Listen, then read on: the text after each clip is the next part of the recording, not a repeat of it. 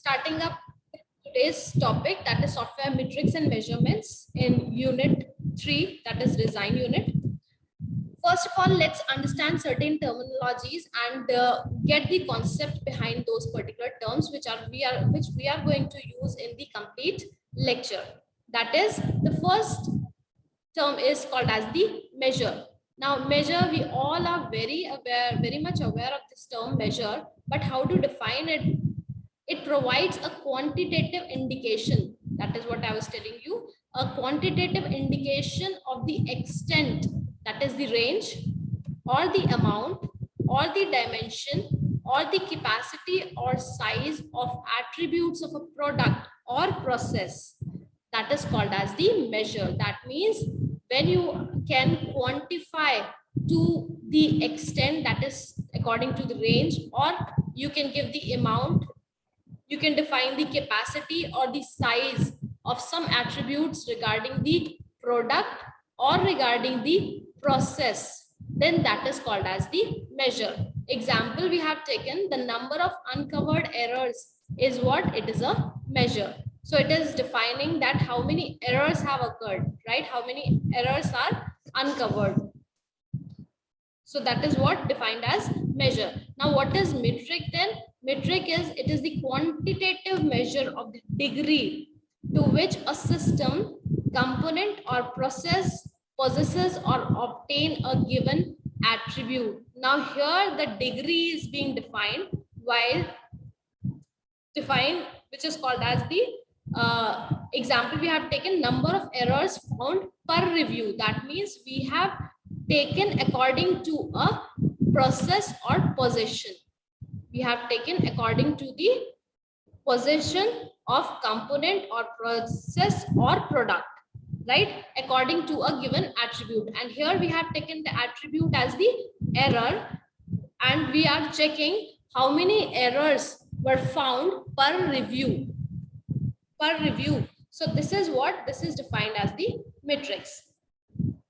Now moving further, the terminologies are, again we have direct metrics and the indirect metrics. Now again, when I say direct metrics, I mean to say when I can immediately measure the attribute with certain quantity. So that is called as the direct metric. That means I have a process by which I can immediately measure the parameter or attribute. So example we have taken as the line of code, that is LOC. LOC is line of code here of program, execution speed and defects reported. So these are what? These are the direct metrics. Next one, we have indirect metrics. What are indirect metrics? Aspects that are not immediately quantifiable. Here it was immediately measurable and quantifiable, but here it is not immediately quantifiable. So examples we have taken as functionality or the reliability. I cannot define the exact, I cannot calculate the reliability on one parameter and I cannot quantify it, right? So that is what we have, the two types called as the direct metrics and indirect metrics. Next terminology we generally use as faults. Now among these faults, what we have errors or defects. Errors or defects. Now let's understand the concept. We should use these particular terms at the right place. They are somewhere, and common people think that these are the same things. Errors and defects, these are same thing. But as a technical person, we can define it as when faults are found by the practitioners during the software development, right? It can be when the error was uncovered, it was falling under the software development life cycle. It was uncovered during this particular software development, right? And it was found by the practitioner. It can be the developer, it can be a tester. But defects are what? These are the faults which are found by the customer after the release, right? And then they go in maintenance phase.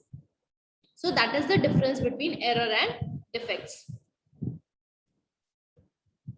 Now, question arises, we are talking about the measurement of software and metrics, software metrics.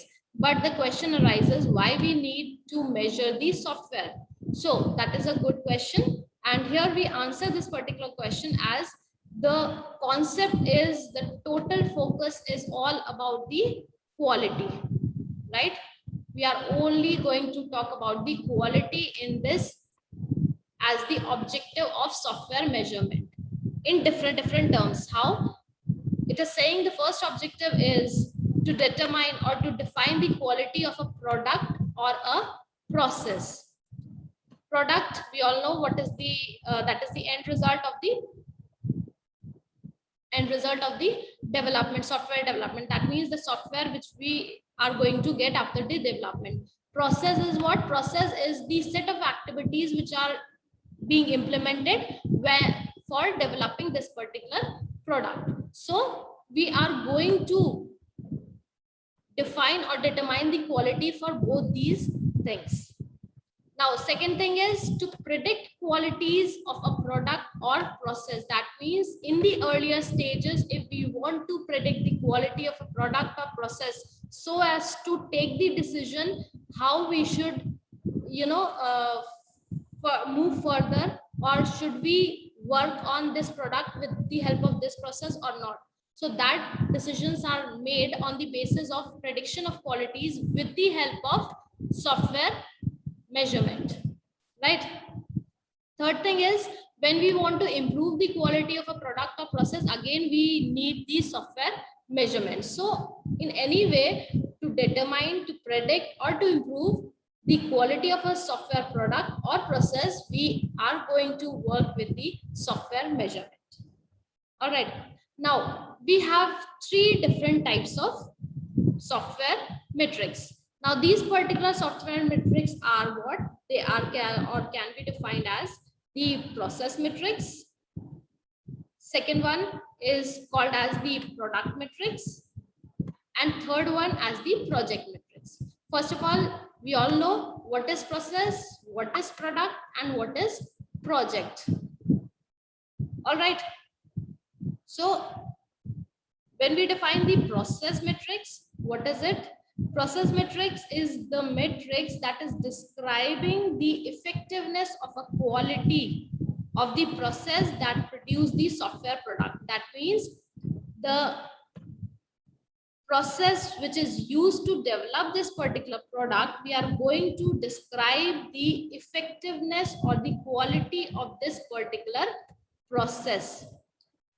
Example we can take further, such as what efforts are needed or how much efforts are needed in implementing this particular process, or we can say what time it will take to complete the product with the help of this process, or we can ask like number of defects which are found during the testing, or it can be what is the maturity level of a process. So all these are what? These are the these are the process metrics. Now when I come to product metrics, what are these? These are the metrics which are described with the characteristics of the product. We all know product is the end result of the software development process, complete process. So final software which we get after development, we are talking about this.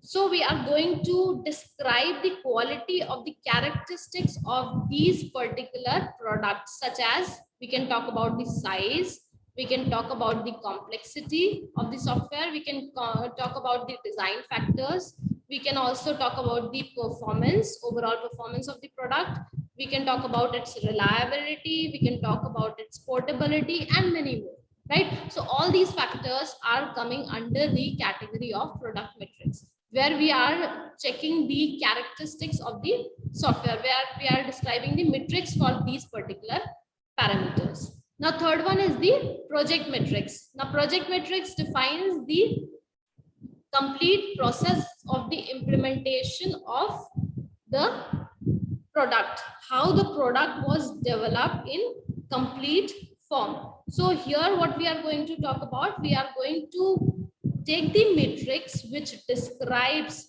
the project characteristics. So the characteristics of projects are defined. Now what will be the characteristics of project? It can be what cost it included for completing the software project, or we can say what was the schedule for this. We can calculate the productivity according to the number of people we have hired and we have produced the end result. We can calculate the staffing pattern. We can calculate many more things, right? So it's all about the characteristics of process. So process metrics, when we are developing the metrics for product, it is product metrics, and project metrics according to the characteristics of projects. So here we have taken certain examples which I have already taken up, but we can see some more. Process metrics, example, time in allocating defects, what is the resolving time, what is the response time for that particular process, and we can also take the efforts needed or required for the process, or the total time taken for the process to complete the product, number of defects, etc., etc.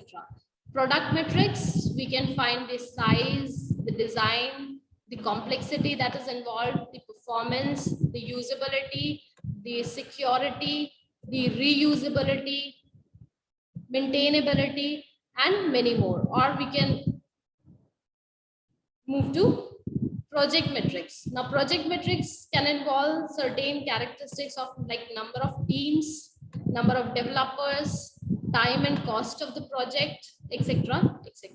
So this is what we have, 3 types of software metrics.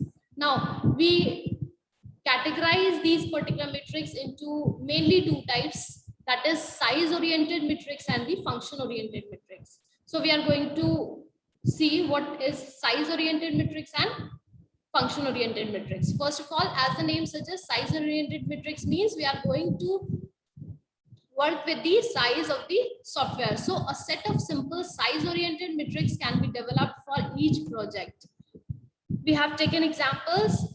We are talking about the line of code, that is calculating the size of the project. So calculating the size of the project, that means calculating the source code, the total line of code. So it can be according to the parameter of errors or defects or documentation or anything. So it can be like, we have taken example, errors per KLOC, right? Per KLOC, how many errors were detected? Defects per KLOC, dollar per KLOC, that is the cost. Pages of documentation per KLOC, errors person per month. You can see these are the metrics. KLOC, person per month, then dollar, that is again the cost per page of documentation. So these are what? These are the examples of size oriented metrics.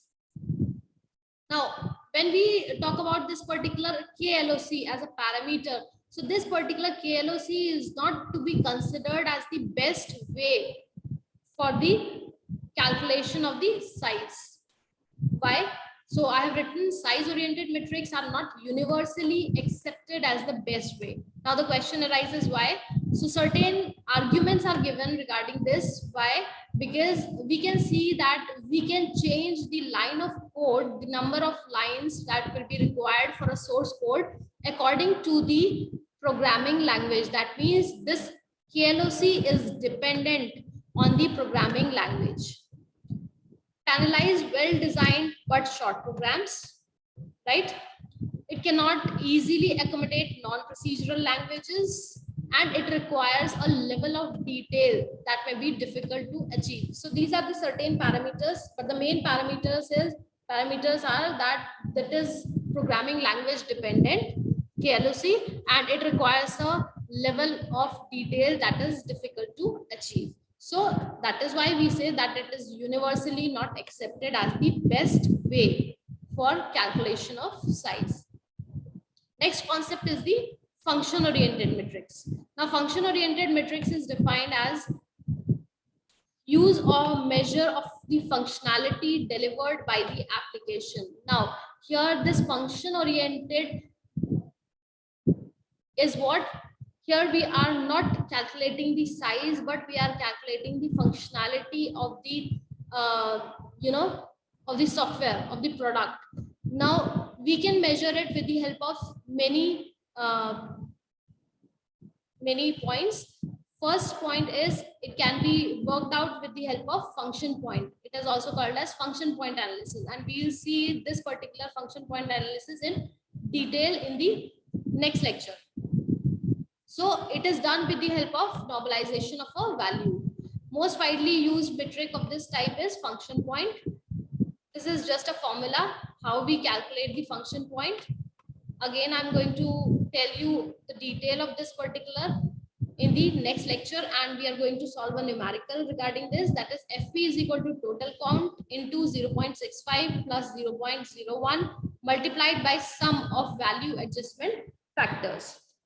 Here what we are going to see in function oriented, we are going to work with the different components, such as how many external inputs we have, how many external outputs we have, what is the interface we have for the different modules of software, what is the total file size. So many components are taken into consideration.